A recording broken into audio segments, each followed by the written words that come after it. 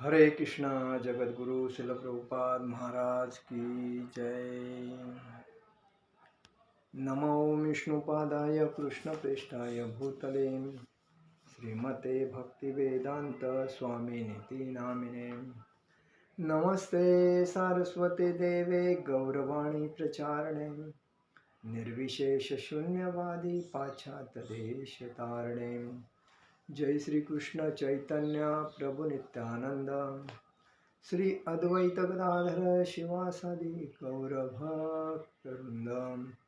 हरे कृष्ण कृष्ण कृष्ण हरे हरे, हरे राम राम राम हरे हरे। हरे कृष्ण कृष्ण कृष्ण हरे हरे, हरे राम राम राम हरे हरे। हरे कृष्ण कृष्ण कृष्ण हरे हरे, हरे राम राम राम हरे हरे। जगत गुरु शिल प्रभुपाद महाराज की जय। परम पूज्य लोकनाथ स्वामी महाराज की जय। निताय गौर प्रेमानंदे हरि हरि बोल। ओम नमो भगवते वासुदेवाय, ओम नमो भगवते वासुदेवाय, ओम नमो भगवते वासुदेवाय। आप सभी को रामनवमी की अवसर पर मनपूर्वक हार्दिक शुभेच्छा। आप सभी राम के जो गुण हैं, सत्य, आचरण और बुद्धिमान, एकाग्रता और एकनिष्ठता, जो अपने पिताजी के आदेश का पालन करते हैं और अपने आने वाली जो पीढ़ियाँ है और जो जन समुदाय है उनको आचरण कैसा देते हैं उसके ऊपर हमें ध्यान ज़्यादा देना चाहिए। क्योंकि हम ज्येष्ठ लोगों से ही हमें सीखना चाहिए कि और ये राम जी और भगवान श्री कृष्ण जी ये विष्णु के मानव अवतार थे, जो एक द्वापर में आए, एक त्रेता में आए, लेकिन उन्होंने भी मनुष्य जीवन में बहुत तकलीफ सहन की।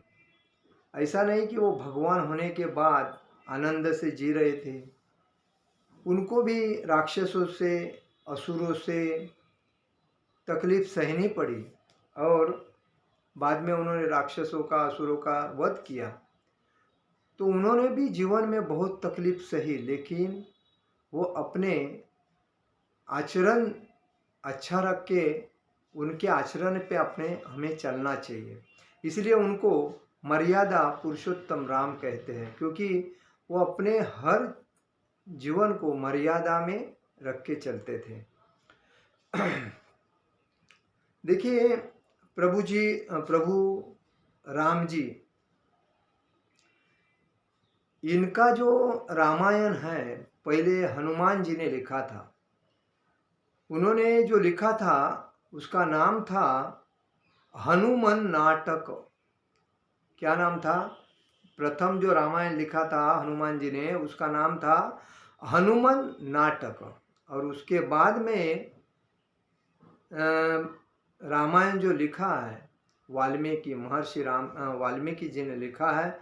और वो जो वाल्मीकि ने जो लिखा है तभी राम जी के टाइम पे वाल्मीकि थे, और तभी उन्होंने राम जी का जो प्रवास था बचपन से लेके वो उन्होंने ध्यान में रखे, उन्होंने रामायण की निर्मित की।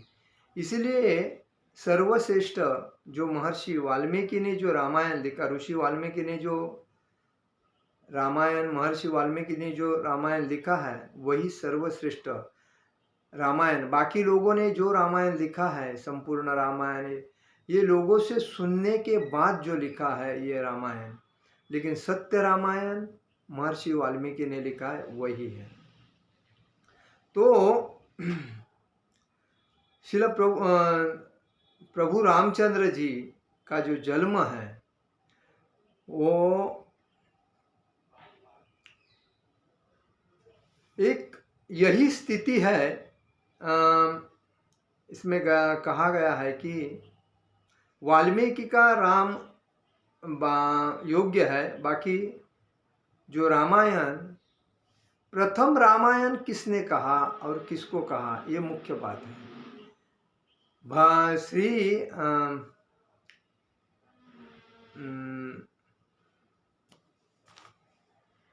प्रथम जो रामायण कहा है, भगवान शंकर जी ने पार्वती से कहा था, प्रथम रामायण। और प्रथम रामायण जब पार्वती से कहा था भगवान शंकर जी ने, तभी वह पूर्ण रामायण एक कौवा सुन रहा था। और जब कौवा ने सुना, उसके बाद उसका शरीर छोड़ दिया। और शरीर छोड़ने के बाद उसका पुनर्जन्म हुआ। तो पुनर्जन्म उसका हुआ तो कागभुशुंडी नाम उसका था। जब उसने जो रामायण सुना था उसके दिमाग में फिट था, लेकिन वो कौवे का जो दूसरा जन्म हुआ, पुनर्जन्म, उसका नाम था कागभुशुंडी। तो कागभुशुंडी के रूप में जब उसका जन्म हुआ, तभी श्री राम कथा उसके दिमाग में पूर्ण थी। और उन्होंने यही अपने शिष्यों को वह कथा सुनाई। कौन सी? ये रामायण की कथा उस कागभुशुंडी व्यक्ति ने ये श्री राम की कथा अपने शिष्यों को सुनाई। और तभी उसका प्रचार और प्रसार हुआ। तभी राम कथा, ये आध्यात्मिक रामायण कथा प्रख्यात हो गई। मतलब उसके पहले नहीं थे। जब भगवान शिवजी ने पार्वती से कहा और पार्वती ने सुनने के टाइम पे एक कौवा चुपके से वो कथा सुन रहा था, वो कौवा पूर्ण अपने दिमाग में रख के उसके बाद में उसने जब शरीर छोड़ा, वो मयत होने के बाद वो कागभुशुंडी नामक पुनर्जन्म उसका हुआ। तभी उसका नाम ये रखा गया, कागभुशुंडी।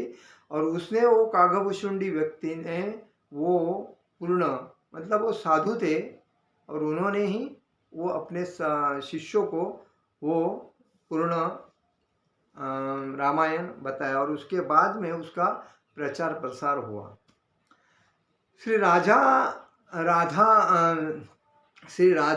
राजा दशरथ के 3 पत्नियां थे। एक कैकेयी थी, दूसरी कौशल्या थी, तीसरी सुमित्रा थी। लेकिन कौशल्या का राम थे, सुमित्रा के लक्ष्मण और शत्रुघ्न थे, और कैकेयी के पुत्र भरत थे। लेकिन राजा दशरथ जी जो थे, उनके 3 पत्नियां थे, लेकिन 3 पत्नियों को भी पुत्र प्राप्ति नहीं होती थी। बहुत प्रयास करने के बाद भी पुत्र प्राप्ति नहीं होती थी। तभी दशरथ राजा बहुत चिंताग्रस्त थे। मेरा इतना राज दरबार है, इतना सब कुछ है, लेकिन मेरे पास पुत्र प्राप्ति नहीं, तो इसका कैसा क्या होगा मेरे जाने के बाद, ऐसी उनको चिंता लगी रहती थी। तो उसके बाद में राजा दशरथ जी एक दिन ज्येष्ठ, मतलब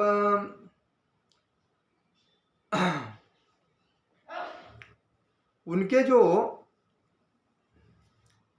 गुरु ऋषि थे, एक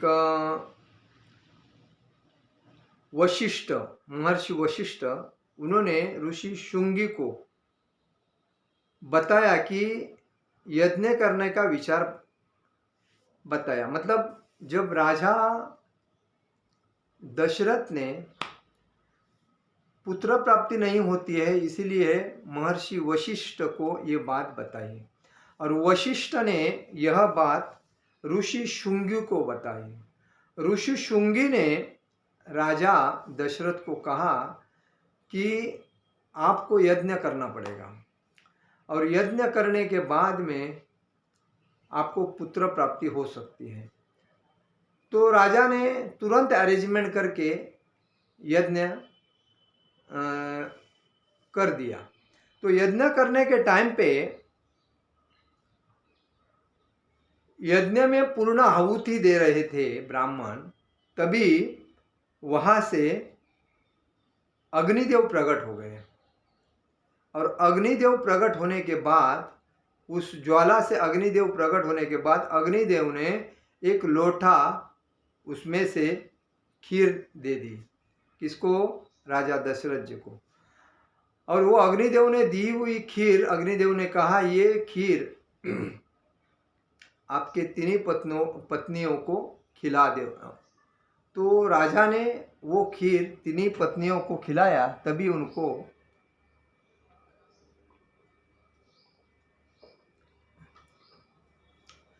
तभी तीनों पत्नियां उनकी कैकेयी, कौशल्या और सुमित्रा, तीनों पत्नियां मतलब पुत्र प्राप्ति की तरफ उनका चाल हो गया। मतलब उनको आहिस्ते आहिस्ता मालूम पड़ गया कि अभी इनको पुत्र प्राप्ति होगी।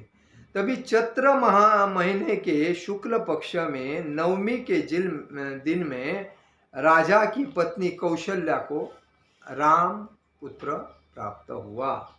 कौन से? चैत्र महीने के शुक्ल पक्ष में नवमी के दिन कौशल्या माता को पुत्र, मतलब राम जी पुत्र प्राप्त हुए। उसके बाद में कैकेयी को भी भरत पुत्र प्राप्त हुआ, सुमित्रा को भी लक्ष्मण जी और शत्रुघ्न जी पुत्र प्राप्त हुआ। ये चारों पुत्र उनको एक ही टाइम में प्राप्त हो गए। तभी लेकिन राम जी जो थे वह एक मर्यादा पुरुषोत्तम थे और एक सरल स्वभाव के थे। वह सुंदर थे, उदार थे और पिताजी के आदेश का पालन करने वाले आज्ञाधारक थे।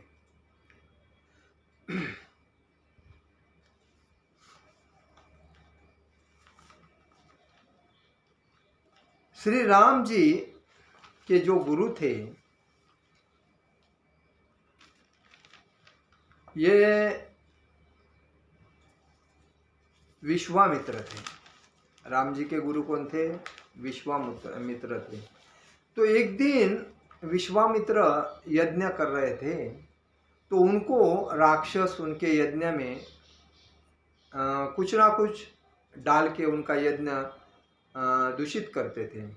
तभी वो बहुत विश्वामित्र परेशान थे। तो उन्होंने, जब ये दोनों राम जी और लक्ष्मण जी अरण्य में गए थे वनवास में, तभी उन्होंने देखा कि ये अच्छे हैं, मजबूत है। तो जब वो विश्वामित्र के आश्रम में गए और उन्होंने देखा कि ये राक्षस लोग इनको बहुत तकलीफ दे रहे थे, तभी उन्होंने उस राक्षसों को वध किया। उनका ताड़का और राक्षस का ना वध किया, सुबाहु राक्षस का और भी अनेक राक्षस का वध किया और उनके यज्ञ की राम और लक्ष्मण ने रक्षा की। उन्होंने देवी अहिल्या को भी शाप से मुक्त किया। एक दिन जब विश्वामित्र के साथ उनके आश्रम में श्री राम जी और श्री लक्ष्मण जी रहते थे, तो जब जनक राजा की पुत्री थी सीता, मिथिला में जनक राजा का महल था और वही महल में एक पुत्री थी सीता, और वो सुंदर थी, अति सुंदर थी। और उसने क्या कहा कि मेरे पुत्री का विवाह करना है, तो इसीलिए उसने स्वयंवर रखा। और स्वयंवर रखने के बाद में पूरे दुनिया से जितने भी राजा थे वो राजा उस स्वयंवर में आए थे। और स्वयंवर में आने के बाद में उन्होंने एक कंडीशन रखा था, जो ये धनुष्य एक ही झटके में उठाएगा, उस धनुष्य उठाने के बाद ही उसके साथ सीता का स्वयंवर होगा।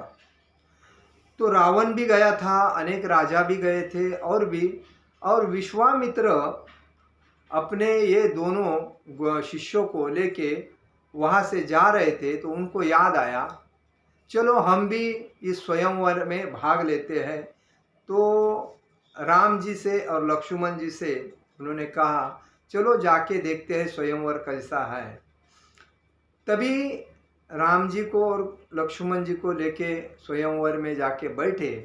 तभी सीता जी की नज़र अचानक राम जी के ऊपर गई और वो उनको तुरंत प्रसन्न कर लिया, इसको, राम जी को।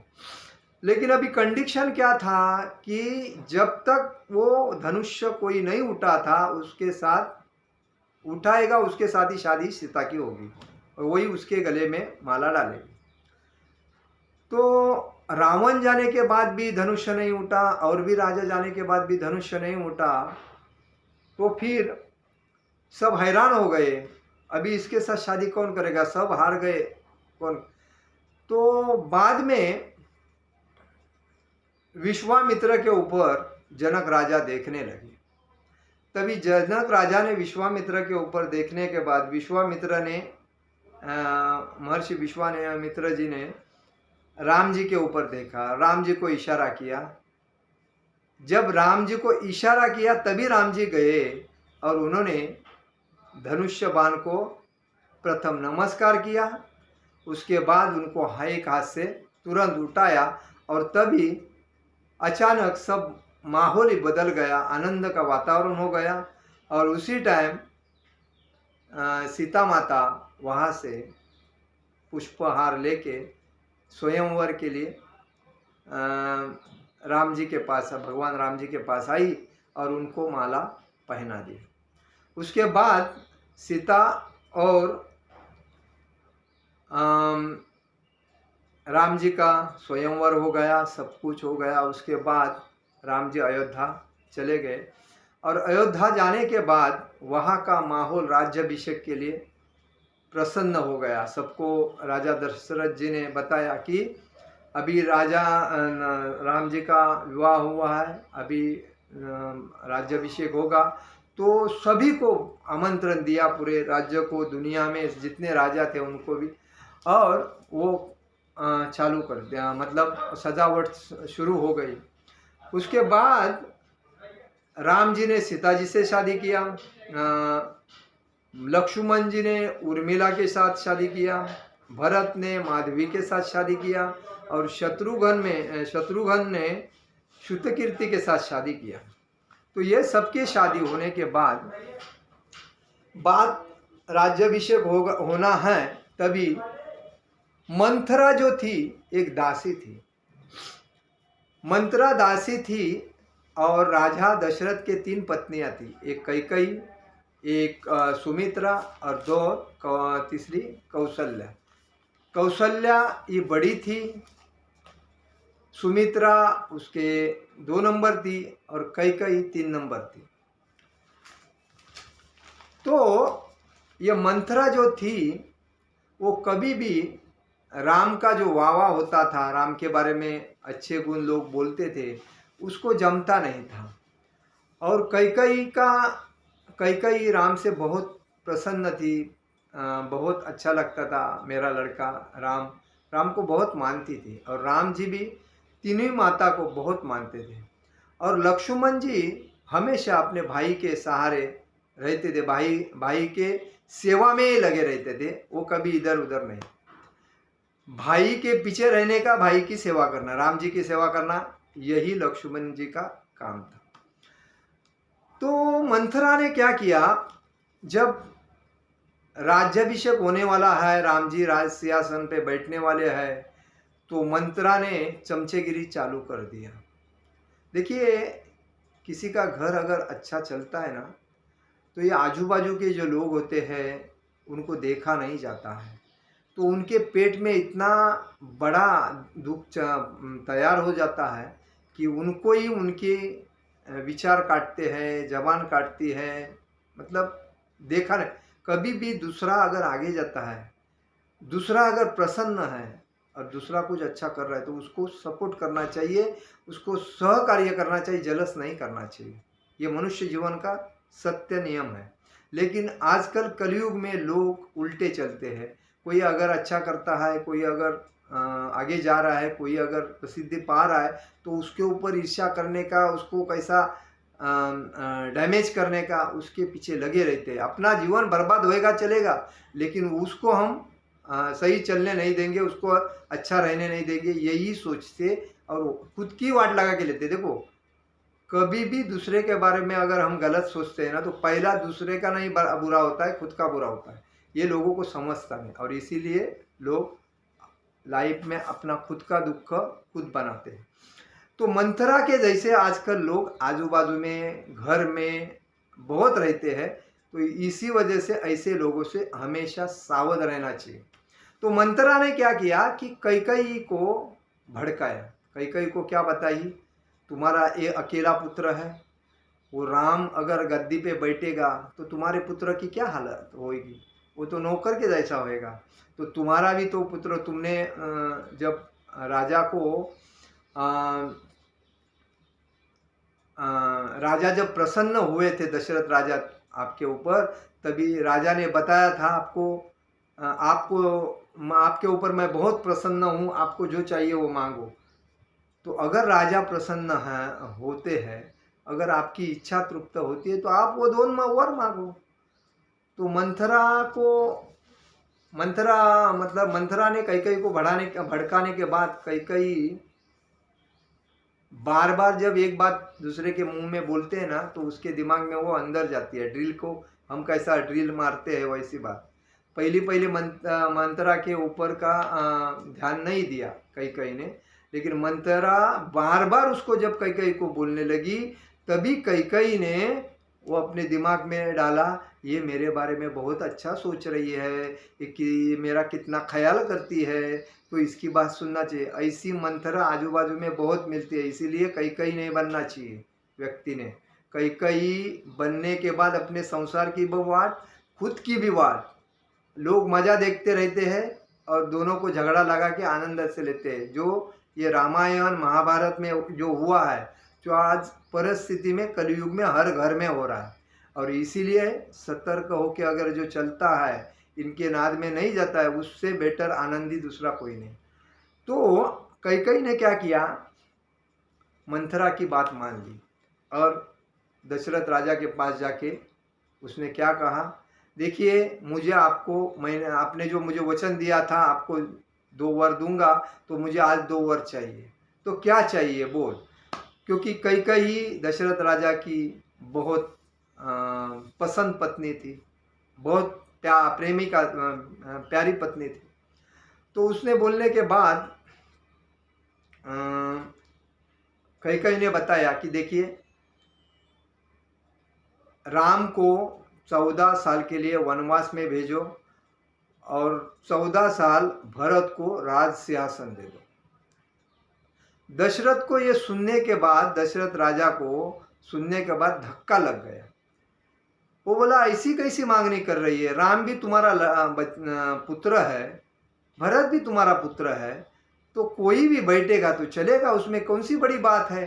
तुम भरत को ही चाह रही है, राम को नहीं चाह रही है, राम वनवास जाएगा तो ये गलत है। राम को दुनिया पसंद करती है और मेरा प्यारा लड़का राम है, तो वो भी बैठे और भरत भी बैठे, मुझे कोई अंतर नहीं है। लेकिन राम को 14 साल वनवास करना और भरत को, ये गलत है। नहीं, मुझे यही वरदान चाहिए कि राम को 14 साल वनवास और भरत को राज्य सिंहासन। तो वो उस राजा दशरथ को बहुत टेंशन हुआ। तो बाद में उन्होंने राम जी को बुलाया और बताया, राम जी तो बड़े पिताजी के आदेश के ऊपर चलने वाले थे और पिताजी को बहुत मानते थे। जब उनको बुलाने के बाद राम जी को जब पिताजी ने बताया कि राम आपको 14 साल वनवास जाना पड़ेगा और भरत सिंहासन संभालेगा, तो राम जी खुश हो गए। आजकल के लड़के ऐसे मिलेंगे? राम जी इतने खुश हो गए, उन्होंने बताया, पिताजी अगर आप बोलते हैं मैं वनवास जाऊं तो मैं अब भी इसी वक्त जाऊंगा, मुझे कोई फिक्र नहीं है, क्योंकि आपका आदेश मेरे सर पे आशीर्वाद है। ऐसा कौन बोल सकता है? आजकल के पुत्र अपने पिताजी को बोलते हैं तूने मेरे लिए क्या किया, हाँ तूने तो लाइफ में एंजॉय किया, हम देख फटे हैं। हाँ, लोगों के लड़के देख कितने आगे जा रहे हैं, बाइक ले रहे हैं, कार ले रहे हैं, बैंक बैलेंस है, प्रॉपर्टी है, तुम्हारे पास क्या है? मतलब पिताजी ने जन्म देके छोटे से बड़ा किया, कपड़ा दिया, सब कुछ दिया, पढ़ाई लिखाई किया, अपने पैरों पे खड़ा किया, फिर भी पिताजी ने आजकल कुछ नहीं किया। ऐसा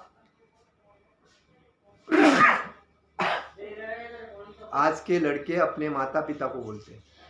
तो ये कलयुग है, ये कलयुग में ऐसा होने वाला है। इसीलिए शाने जो पिताजी है उन्होंने अपने पिताजी के लिए कुछ बच्चों के लिए कुछ नहीं करना चाहिए।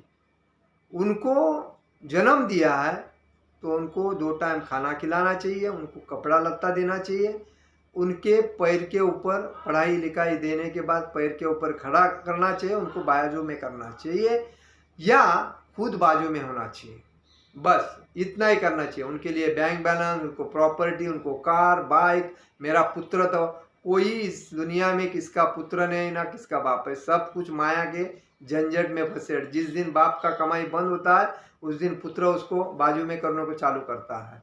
माँ बाप भी जब तक पैसा पुत्र को देते हैं, कोई इच्छा पूर्ण करते हैं, तब तक वो माँ बाप बच्चे के लिए अच्छे है। जिस दिन देना का बंद होता है, अगर कोई पेंशन वाला पिताजी है, पेंशन अगर घर में नहीं देगा तो उसकी हालत क्या होएगी? उसको तो दूसरे दिन घर से बाहर निकालेंगे। तो ऐसे भी चीज़ है। तो इसीलिए कभी भी आजकल लोग जो परिवार परिवार परिवार के लिए करते हैं ना, ये महामूर्ख लोग हैं जो अपने परिवार के लिए करते हैं। उनको उनके पैर के ऊपर खड़ा करो और उनको साइड करो, यही तुम्हारी जवाबदारी है, अन्यथा कुछ भी नहीं। तो उसके बाद में राम जी वनवास में चले गए और यहाँ दशरथ राजा को बहुत ही टेंशन हो गया। उस टेंशन में वो बीमार पड़ गए और बीमार के बाद वो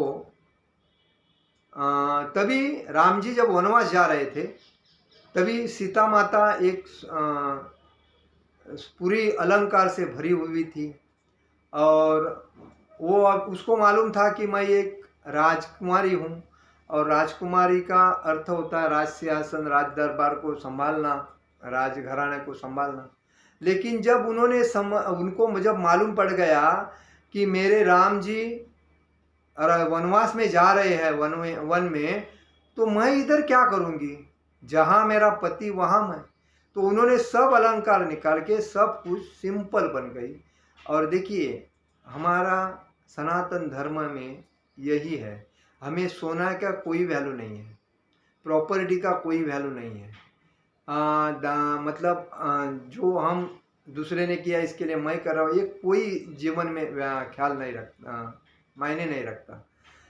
जीवन के लिए क्या, अन्न वस्त्र निवारा, ये 3 ही चीज़ महत्व की अगर हमें मिलती है तो उसके बाद भक्ति उसमें ऐड होना चाहिए। तो 4 चीज़ है, जे अन्न वस्त्र निवारा और भक्ति, ये 4 चीज़ में हम अगर रहेंगे ना तो हमारे जैसा सुखी और दूसरा कोई नहीं है। लेकिन हमने इस 4 चीज़ को छोड़ के बाकी के सब चीज़ हमारे साथ लिए और हमारे इंद्रिय तृप्ति के लिए हम दिन रात मेहनत करते हैं और इसीलिए ये मेहनत करने के वजह से हम परेशान हैं। अन्यथा जो ये 4 ही चीज़ देखता है ना उसके जैसा सुखी इस दुनिया में कोई नहीं है। तो जब सीता माता को मालूम पड़ गया कि राम के साथ राम जी वनवास में जा रहे, तो उन्होंने उनको बोला कि मेरे पिताजी ने कहा है कि जहाँ पति रहेगा उधर तुमको रहना है, वो पति कौन से हालत में है उसको देखना नहीं। तो उसके बाद में सीता माता उनको बोलने लगी कि मैं भी आपके साथ आऊँगी। तो उन्होंने बताया कि अरण्य में, जंगल वन में सब पशु पक्षी है, हिंस्र प्राणी है, मैं कहीं भी रह सकता हूँ, आपको कहाँ लेके जाऊँ? नहीं, मैं आपके साथ हूँ। तो ये जब दोनों तैयार हो गई, जब सीता मानने नहीं लगी, तभी राम जी बोले ठीक है आ जाओ। तभी लक्ष्मण जी को मालूम पड़ गया भाई वनवास में जा रहा है, भाई और भाभी वनवास में जा रहा है, और भाई और भाभी मेरे माता पिता के समान है, तो मैं उनके छोड़ के मैं इधर क्या करूँगा। वो भी उनको अपने सुमित्रा माता जी को बोलने गया, मेरे भैया वनवास में जा रहे हैं, मैं उनकी सेवा करने के लिए वनवास में जा रहा हूँ। सुमित्रा माता जी ने कहा ठीक है, जहाँ राम है वहाँ लक्ष्मण है, जाओ। वो उनके साथ चला गया, और उनके साथ चला जाने के बाद वही अरण्य में रहने लगे, जहाँ यूपी में बोलते हैं, यही है वो, क्या उसका नाम भी मेरे मुंह में है। तो वहाँ जाने के बाद उन्होंने 14 साल वनवास करने के लिए रुके। अभी उसी टाइम उस जंगल में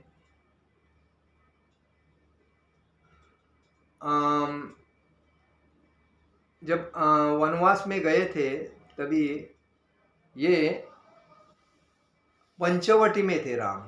पंचवटी कहाँ आया? नासिक में आया। पंचवटी में बाजू में ही नदी के, गोदावरी नदी के बाजू में पंचवटी है, उधर ये स्थान है अभी भी। मतलब उसमें बताया है इधर राम रहते थे इस जंगल। तो वहाँ जंगल था तभी।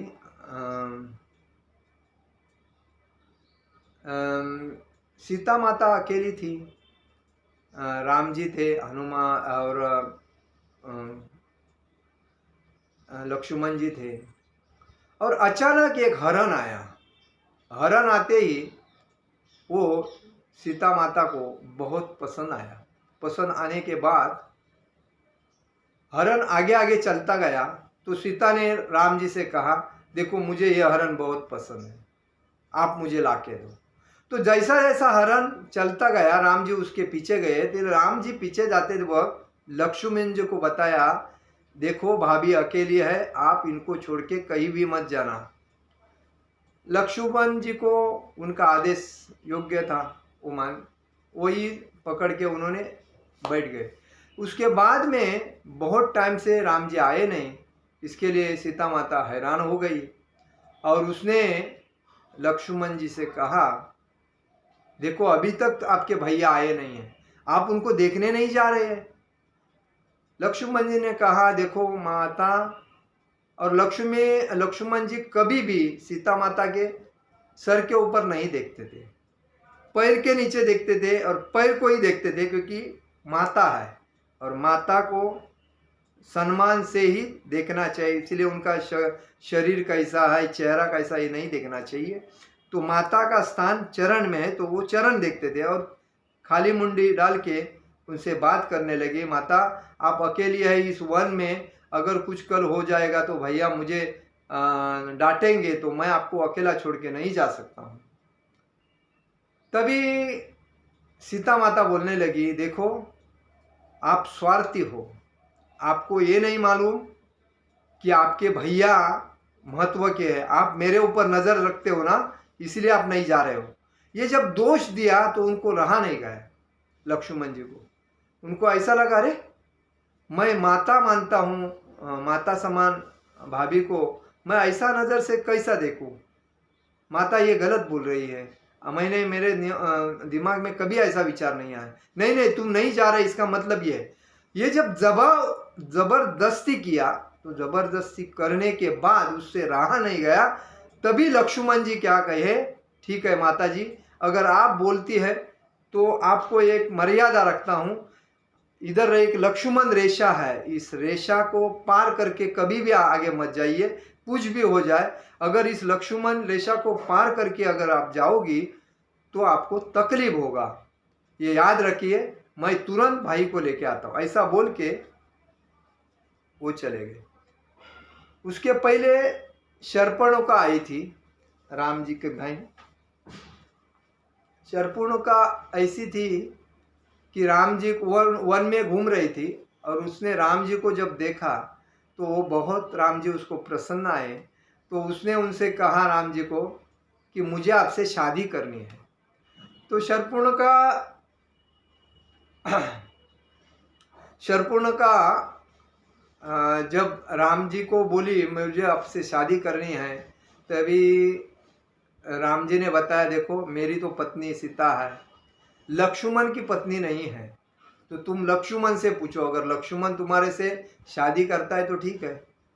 तो लक्ष्मण ने, उसने लक्ष्मण से बात किया। लक्ष्मण भी हट्टा कट्टा हैंडसम था। तो उसने लक्ष्मण से बात करने के बाद लक्ष्मण बोला देखो मैं ना कोई कमाता है ना कुछ है, मैं सेवक हूँ, मैं माता की और मेरे भाई की सेवा करता हूँ, तो आपको भी उनकी दासी बन के सेवा करनी पड़ेगी, अगर आपको मंजूर है तो बोलो। तो शर्पुणका बोली मैं रावण की बहन हूँ, राजकुमारी हूँ, तो मैं इनकी सेवा कैसे कर सकती हूँ, शीशी मैं नहीं करूँगी। तो उसको राग आया, गुस्सा आया। गुस्सा आने के बाद वो कुछ बोलने लगी और उसको मारने लगी। किसको? सीता को मारने के लिए प्रवृत्त हो गई, इसको अभी मैं मार डालती हूँ, किसको? सीता को। ये जब उसने देखा तो लक्ष्मण जी से रहा नहीं गया। उसने क्या किया, वो शर्पुणका का नाक और कान काट दिया। उसका नाक और कान काटने के बाद वो वैसी ही चली गई लंका में। लंका में जाके अपने भाई से बताया कि देखिए ये मैं पंचवटी में गई थी और वहाँ मेरा नाक काटा है, इसीलिए नासिक को वो नाक काटा, इसके लिए नासिक नाम पड़ा है पंचवटी का। तो वो जब रावण को मालूम पड़ गया कि ऐसा ऐसा बात है, तो रावण ने क्या किया, एक ऋषि का वेश परिधान करने के बाद अरण्य में आ गए उधर। और तभी लक्ष्मण भी हरण को या राम जी को ढूंढने के लिए अरण्य में गया था, और वहाँ अकेले ही सीता थी। और लक्ष्मण ने रेश मार के रखा था कि आप इस रेशा के, लक्ष्मण रेशा पार करके मत जाइए क्योंकि आपको तकलीफ है। तो जब रावण आने के बाद रावण ने देखा कि ये अकेली है, क्योंकि रावण ने ब्रह्मा जी से भक्ति में तपस्या की थी ब्रह्मा जी। तभी ब्रह्मा जी ने उनको, रावण ने ब्रह्मा जी से वर मांगा था अमरत्व का, मुझे कोई मारना नहीं चाहिए, मैं सबसे अमर रहूं। और तभी रावण शिव भक्त था, और शिव भक्त होने के वजह से उसको अहंकार था, उसको देवता भी कांपते थे और पूर्ण धरती भी कांपती थी। उसका मतलब उसने यहाँ से इधर वैकुंठ में जाने के लिए सीढ़ी भी बनाने का प्लान रखा था, और सब लोग उसको डरते थे क्योंकि वो 10 सिर वाला रावण था, और कोई भी चीज़ तुरंत करता था, इतना शिव भक्त था। शिवजी ने भी उसको प्रसन्न होने के बाद ही उसको वरदान दिया था, ब्रह्मा ने भी उसको वरदान दिया था अमरत्व का, तो इसीलिए उसको अहंकार हुआ था। तो उसको, उसकी जो पत्नी थी उसने कहा था, और उसका भाई था विभीषण, उसने भी कहा था देखिए कभी दूसरे के पत्नी के ऊपर बुरी नज़र नहीं रखना चाहिए, तुम्हारे घर में इतने दासी इतनी पत्नियां हैं, और तुम सोने की लंका का रावण हो, तुम्हारी लंका सोने की है, और तुम्हारे पास कुछ भी कमी नहीं, तुम्हारे पास सब कुछ है, कोई चीज़ की कमी नहीं। लेकिन राम एक मर्यादा पुरुषोत्तम है, और उनकी पत्नी अगर सुंदर है, क्योंकि उनको अहंकार था कि राम जी स्वयंवर में जाके उसको प्राप्त किए थे और मेरा अपमान हुआ था, उसका बदला मैं लूँगा। और ये बहन का जो नाक काटने के बाद, कान काटने के बाद, वो भी जाके जब बोली कि मुझे लक्ष्मण ने नाक काटा और कान काटा, तो उसका भी उसको बदला। ये दोनों चीज़ के वजह से उसने वेश परिधान करके सीता माता के पास आया और भिक्षाम देई बोल के वहाँ लंबा रहा। लंबा रहने के बाद सीता माता एक गृहस्थ थी, और गृहस्थी होने के वजह से एक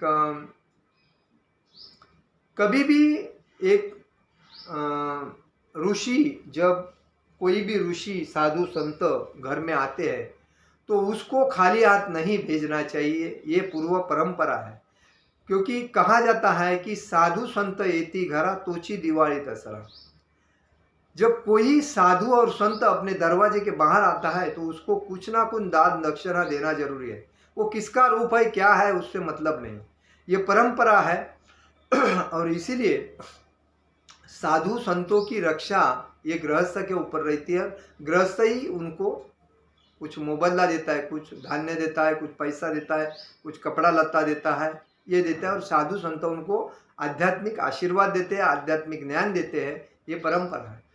तो जब ये वेश पालट करके आई तो सीता माता को इतना नहीं मालूम था कि रावण वेश परिधान करके मुझे पकड़ के लेके जाएगा। लेकिन रावण था लंबा खड़ा और ये माता जी यहाँ खड़ी थी, और उसने घर में अंदर जाके कुछ धान्य उनको देने के लिए लाया। लाने के बाद रावण कपटी था। रावण ने ये सोचा कि मैं आगे नहीं जाऊंगा, क्योंकि रावण अंतर्ज्ञानी था, उसको भी मालूम था कि मैं अगर अंदर जाऊंगा तो तकलीफ होएगा, इसको मुझे लेना है। तो ये लक्ष्मण ने जो लाइन मारा है उससे आगे उसको कैसा भी लाना है, नहीं तो मैं भस्म हो जाऊंगा। तो उसके बाद में उसने कहा, रावण ने, मैं आगे नहीं आ सकता हूँ, मैं वयस्कर हूँ, मैं वृद्ध हूँ, मेरे से चला नहीं जा सकता है। आप तरुण हो, आप ऋषि को अगर अपमान करके भेजोगी तो आपको श्राप लगेगा, तो आपको यहाँ तक आने में कोई दिक्कत नहीं है। तो उसने कहा, मेरे देवर ने ये जो रेशा खींची है इससे आगे मैं नहीं आ सकती है। तो इसका मतलब आप साधु का अपमान कर रहे हैं। जब अपमान ऐसा शब्द आया तभी सीता माता से रहा नहीं गया, उसने उस रेशा को, लक्ष्मण रेशा को क्रॉस करके आगे जाके उसको धान्य देना चाहा। धान्य देना चाहा तभी रावण ने अपना वेश परिधान, जो ऊपर का वेश था, बाजू में करके सीता माता को अपने कंधे पे बिठा के अपने विमान में बैठ के वो जा रहा था। और जाने के वक्त वहाँ से जो इसने देखा, पक्षीराज ने देखा, तो पक्षीराज ने विरोध किया उसको, जटायु ने विरोध करने के बाद रावण ने अपने तलवारी से उसका एक पंख छाट लिया, वो नीचे गिर गया। नीचे गिरने के बाद वो उधर से तड़फड़ रहा था। तो राम जी और लक्ष्मण जी सीता को ढूंढते ढूंढते जा रहे थे। जाते जाते उनको जब रास्ते में मिला तो उन्होंने बताया कि रावण सीता माता को लेके यहाँ से चला गया है, मैंने उनको आंखों से देखा है। तभी जटायु पक्षी ऐसा बोलने के बाद राम के मतलब गोद में उनका प्राण छूट गया। तो जटायु को वैकुंठ प्राप्त हो गया उसी टाइम, और राम जी और लक्ष्मण जी चले गए। उसके बाद में आगे जाने के बाद वहाँ उनको किष्किंधा कांड, यहाँ बलि, सुग्रीव और हनुमान जी उनको मिले। कौन से? किष्किंधा कांड, ये जो स्थान है तमिलनाडु कर्नाटक के उधर बलि, सुग्रीव और हनुमान जी से मुलाकात हुई। तो जो बलि और सुग्रीव जो थे, तो बलि हरामी था जो सुग्रीव को तकलीफ देता था, और सुग्रीव त्रस्त था बलि के वजह से। तो बलि के सुग्रीव की पत्नी को भी और सुग्रीव का राज को भी बलि ने कब्जा किया था। और इसीलिए जब राम जी वहाँ जा गए तभी सुग्रीव उनका पहला सुग्रीव को लगा कि ये कोई वेश बदल के आए हैं हमें मारने के लिए। तो उन्होंने उससे युद्ध किया। युद्ध करने के बाद सुग्रीव ने पहचान लिया कि ये राजा है और ये राम जी है। तभी उसने उनसे दोस्ती करने के बाद मित्रता की, मतलब दोस्ती की, और उसने बताया कि देखिए मेरा बलि जो भाई है, बाली, तो उसने मेरा राज्य हड़प कर दिया, मेरी पत्नी को अपने पास रखा और मेरे को बाहर निकाल दिया है, तो मेरे ऊपर बहुत अन्याय कर रहा है।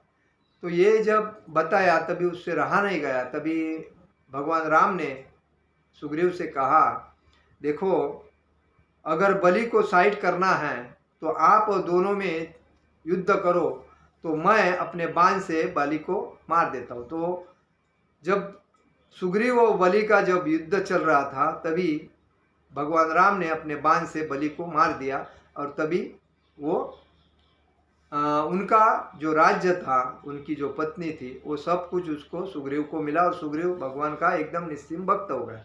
उसके बाद में हनुमान जी से मुलाकात हो गई वन में, वही स्थान था किष्किंधा कांड।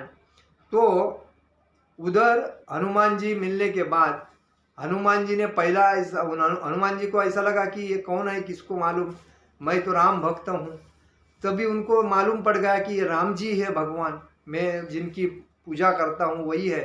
तो उन्होंने उनको दंडवत नमस्कार करके उनसे गला भेंट करने के बाद उनको आनंद लगा और उन्होंने कहा कि देखो, मेरे ऊपर ये प्रसंग आया है, मेरी पत्नी है सीता, उसको रावण उठा के लेके गया, हरण किया है रावण ने, तो लंका में लेके गया है रावण। तो अभी कैसे लंका में जाएंगे? तभी उन्होंने आके वो रामेश्वरम में देखा। रामेश्वरम में आने के बाद वहाँ लंका में जाने का है तो बीच में समुद्र है, तो राम जी ने समुद्र से कहा कि मुझे रास्ता दो। तभी समुद्र ने क्या कहा राम जी को, मैं तो रास्ता ऐसा कैसा दे दूं? तभी राम जी बहुत भड़क गए और राम जी ने कहा कि मैं आपको सूखा डालूंगा, सूखा डालूंगा। तभी समुद्र कांपने लगा और उसने कहा ठीक है, मैं रास्ता देता हूँ, और आहिस्ता आहिस्ता पानी कम हो गया।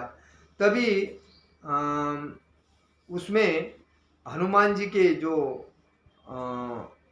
मित्र थे, जो उन्होंने आहिस्ता आहिस्ता पत्थर लाना चालू कर दिया और ये पत्थर पे राम लिख के वो पत्थर पानी पे डालना चालू किया। और जब राम लिखा पत्थर को पत्थर के ऊपर और पानी में डाला तो वो पत्थर तरने लगा। अभी भी कभी कभी मैं द्वारका में गया था, वहाँ वो पत्थर देखा था जो पानी के ऊपर तर रहा था, वही पत्थर रामेश्वरम में है। तो उन्होंने उधर से जाने के लिए वो साखव बनाया, मतलब एक सेतु बनाया। वो सेतु से वो लंका पहुँचे। लेकिन उसके पहले हनुमान जी राम जी का दूत बन के लंका में गए। लंका में जाने के बाद उन्होंने ढूंढ लिया कि सीता माता कहाँ है, लेकिन हनुमान जी को सीता माता पहचानती नहीं थी, इसीलिए राम जी ने अपनी अंगूठी उनके पास दिया था। और अंगूठी देने के बाद सीता माता ने पहचान लिया ये हमारा दूत है, राम जी ने भेजा हुआ। तो वो प्रसन्न हो गई और उसके बाद उन सीता माता ने भी अपनी एक चीज़ हनुमान जी के पास दी और वो उन्होंने राम के पास दिया और बाद में उनका संपर्क हो गया, जो हनुमान जी ने उनको बना दिया, संबंध बना दिया उसी टाइम। उसके बाद में लंका से हनुमान जी के राम जी के सैन्य सब चले गए लंका में। और राम का और हनुमान, जब रावण को मालूम पड़ गया कि हनुमान ये राम का दूत है, तभी उसने हनुमान के शेपुट को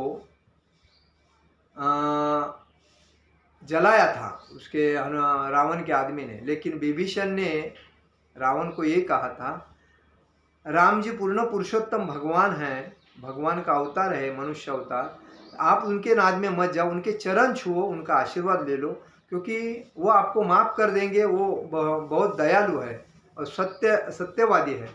तो रावण ने कहा था, मैं इतना दशमुखी रावण हूँ और मेरे पास इतनी अमाप मेरी लंका सोने की है, अमाप संपत्ति है, मुझे देव देवता डरते हैं, पूरा सृष्टि में मेरा वर्चस्व है, और मैं ऐसे साधारण व्यक्ति के पास क्यों जाऊं? तो लेकिन विभीषण ये राम का भक्त था, तो उन्होंने जान लिया कि ये मेरा भाई सुनने वाला नहीं है, तो उसने भाई को छोड़ के सीधा राम के पास आके राम के चरण में समाविष्ट हो गया और राम को पूरी रावण की स्टोरी, घर की जो थी, सब बताई। तो रावण की जो कमकुवत, मतलब जब अपने घर का आदमी कोई दूसरे को अपने घर की बात बताता है, तब घर की सब स्टोरी दूसरे को मालूम पड़ने के बाद दूसरा घर में आक्रमण करेगा। तो सेम पोजीशन ये बात है। तो उसके बाद रावण का राम ने उसी के वजह से उनको मालूम पड़ गया रावण की क्या क्या। तो हनुमान ने तो लंका को जला दिया था और उसके बाद रावण ने लंका में प्रवेश, राम जी ने रावण का वध करने के बाद लंका में प्रवेश किया। तभी राम जी ने लक्ष्मण जी से कहा था, देखो वो रावण है, वो पूर्ण सृष्टि के ऊपर राज्य करने वाला है, देव देवता डरते थे, वो क्यों हार गया, जाओ वो आपको बताएगा। तभी लक्ष्मण रावण के पास जाके उनको नमस्कार करके बोला, आपका ये ऐसा हाल क्यों हुआ। तभी उसने बताया कि मेरे जो भाई जो था विभीषण, यह अगर मेरे घर से अगर बाहर नहीं जाता, अगर राम जी को मेरे बारे में कुछ नहीं बताता, तो मेरे बारे में कुछ राम जी को नहीं पता पड़ता, तो मैं कमकुवत नहीं होता था। आज मेरा घर का आदमी दूसरे को मेरे बारे में जानकारी दे रहा है, इसका मतलब मेरा घर टूट रहा है, और वो घर टूटने के वजह से आज मेरी परिस्थिति यही है। इसीलिए अपने सगे व्यक्ति को कभी भी दूसरे के घर में अपनी बात नहीं कहनी चाहिए, इसका कभी भी ख्याल करो, क्योंकि आपका भाई भगवान का अवतार है, पूर्ण पुरुषोत्तम है, एक वचने है, सब कुछ है, मैं मानता हूँ। लेकिन मेरे से यही गलती हो गई कि मेरा भाई मेरे घर से जाके आपके भाई को मिला, तो मेरा शक्ति कम हो गया और आप आपके भाई के साथ होने के बाद आप विजय हो गए, यही बात है। तभी रावण के जो मेघनाद जो पुत्र था, उसके साथ भी लक्ष्मण जी ने युद्ध किया था और मेघनाद को भी लक्ष्मण ने ही मारा था। और रावण का भी, मेघनाद का भी एक बाण लक्ष्मण को लगा था। तभी लक्ष्मण अचानक घायल होने के बाद राम जी ने हनुमान जी को बोला था कि आप संजीवनी लेके आइए, क्योंकि संजीवनी लाने के टाइम पे हनुमान जी ने पूरा पर्वत ही लेके आए थे, और पर्वत में जब वो संजीवनी किधर है, वो वहाँ का जो वैद्य था उसने ढूंढ के, वैद्य ने बताया कि फलाना जगह पे जाके ये जो एक विशाल पर्वत है उस पे ही ये संजीवनी मिलेगी, अन्यथा की दर भी नहीं। तो वो संजीवनी हनुमान जी के ध्यान में नहीं थी, उसने सीधा पहाड़ उठाया, उनके सामने रखा, उसमें से संजीवन लेके हनुमान जी को देखे, ये लक्ष्मण जी को देखे, लक्ष्मण जी संजीवनी पाके तुरंत अच्छे हो गए और उन्होंने मेघनाद का वध कर दिया। और उसके बाद में रावण का अंत हो गया दशहरे के दिन। उसके बाद में जब वहाँ लंका में वहाँ का राजा विभीषण को राम जी ने किया और विभीषण उधर का राज्य संभालने लगा। और उसके बाद में पाड़वे के दिन में भगवान राम जी लंका से रावण का वध करने के बाद लंका से पाड़वे के दिन में अयोध्या आए। तभी पूरी दुनिया में गुड़ी उबार के राम जी का विजय उत्सव साजरा किया लोगों ने हर घर में। इसीलिए गुड़ी पाडव्या के दिन मराठी नवीन वर्ष बोलतात त्याला, परंतु त्याचं उसका वैशिष्ट्य ये है कि उसी दिन राम जी आए हैं अयोध्या में और पूरी दुनिया में उनका गुड़ी उबार के, गुड़ी मतलब एक जो लकड़ी रहती है चिवारी की, उसके ऊपर एक कपड़ा रहता है, उसके ऊपर लोटा रहता है, लोटे को सजाया रहता है, उसमें फूल की माला रहती है, नीचे पाट रहता है लकड़ी के, उसको सजाया जाता है, उसकी पूजा करते हैं और वो विजय दिवस मानते हैं। और इसीलिए गुड़ी पाड़वे के दिन राम जी आए, इसीलिए गुड़ी पाड़वा। अतिशय उत्साह से साजरे करता है। और वो 4 मुहूर्त में से एक प्रमुख मुहूर्त है गुड़ी पाड़वा। तो कहने का मतलब है, जब हम कभी किसी के परस्त्री के ऊपर नज़र डालते हैं, देखिए रामायण हुआ परस्त्री के ऊपर नज़र डालने के बाद हुआ, महाभारत हुआ परस्त्री के ऊपर नज़र डालने के बाद हुआ। तो कहने का मतलब है दोनों युद्ध में भगवान थे, और भगवान होने के बाद भी जब ये युद्ध हुए है, तो आज अभी तो कलयुग है, और इस कलयुग में हर घर में कुछ ना कुछ होता है, और कली हर घर में स्थान मान के बैठा है। और इसीलिए हमें कभी भी अपनी औरत भी होती है तो 2 मिनट या 5 मिनट के लिए औरत होती है, वरना उसको बहन बेटी इस भाव से, माता पिता की नज़र से ही उसको देखना चाहिए। अपने घर में अगर पराये की भी है तो भी उसको बहन के नज़र से देखना चाहिए, या भाभी के नज़र से देखना चाहिए, या बेटी की नज़र से देखना चाहिए, क्योंकि इसका हम आदर बहुत करते हैं, और इस वजह से किसी से झगड़ा नहीं होगा। अगर हमें मालूम है कि अपनी इंद्रिय हमारे काबू में नहीं है, तो हमें इंद्रिय को काबू करने के लिए हमें भक्ति करनी जरूरी है। इसलिए मैंने पहले बताया कि हम हमारे इंद्रियों को प्रवृत्त करने के लिए अलग अलग इच्छाएं प्रकट करते हैं, और हमें खुद को ही डिप्रेशन में डालते हैं।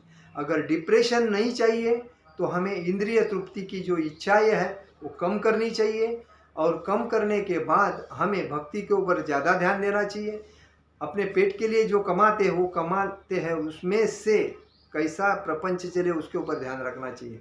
ज़्यादा हाव दूसरे ने किया इसके लिए मैं करूँगा, तो अपने को खड्डे में ही जाना है और अपने को खुद को तकलीफ करना है।